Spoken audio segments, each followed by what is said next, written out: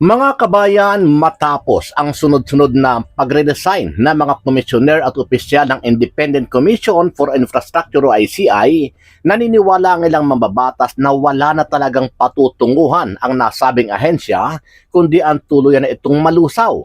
Naniniwala rin na ilang grupo at mga mambabatas na sa umpisa pa lamang ay wala ng kredibilidad o hindi nakapanipaniwala ang ICI na itinatag mismo ni Pangulong Bongbong Marcos Jr. Ayon naman sa komento ng netizen at ilang eksperto, alam at kilala na ng mga commissioner ng ICI ang utak at mga mastermind sa controversial na flood control project. Pero ang problema, wala sila kakayahan na ibunyag ito dahil siguradong may paglalagyan sila. Kaya mas minamabuti na lamang nilang mag-resign kaysa sa mamiligro pa ang kanilang buhay at pamilya.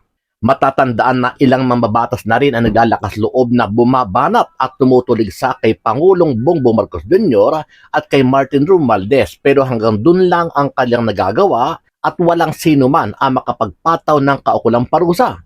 Ayon kay Active Church Party List Representative Antonio Tinio, kung may dapat maragot sa maanumalyang flood control project ay walang iba kundi si Pangulong Bongbong Marcos Jr. mismo.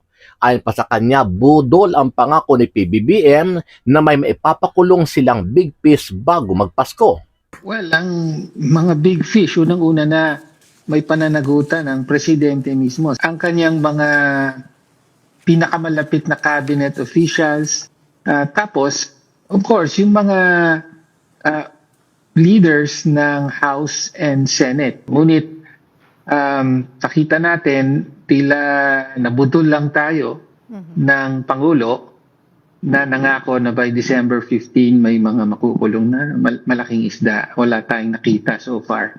Samantala, malaking panghihinayang naman ni Congressman Libiste matapos masawi si dating DPWH sa Yusek Cabral dahil ang ICI na mismo ang nagsabi sa kanya na si Cabral ang may mas pinakamaraming alam sa budget insertion, kung saan ay dawit ang mga matataas na opisyal ng gobyerno maging ang mastermind.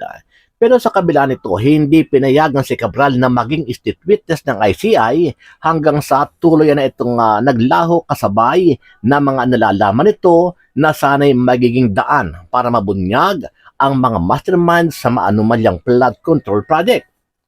Nanginginayang ako na hindi siya ang ginawang state witness dahil ang ICI mismo ang nagsabi sa akin nung bumisita ako noong November 18, si Yusek Cabral ang may pinakamaraming alam tungkol sa mga proyekto sa buong DPWH. Yung mga site inspection ay hindi magbibigay ng impormasyon tungkol sa sino ang nagpapondo ng mga proyekto. Yung files sa Office of Planning sa Central Office ng DPWH ang may ganitong impormasyon. Alam naman po natin lahat na hindi lang mga kontraktor ang dapat managot, kung hindi din po ang mga politiko na sa likod nila na nag-insert ng mga proyektong ito sa budget, at yun po yung hawak ni Yusek Cabral. Ano ang masasabi mo dito, kabayan? Sama-sama natin panoorin ang buong video at pakicomment nyo po ang inyong mga reaksyon at sariling opinyon.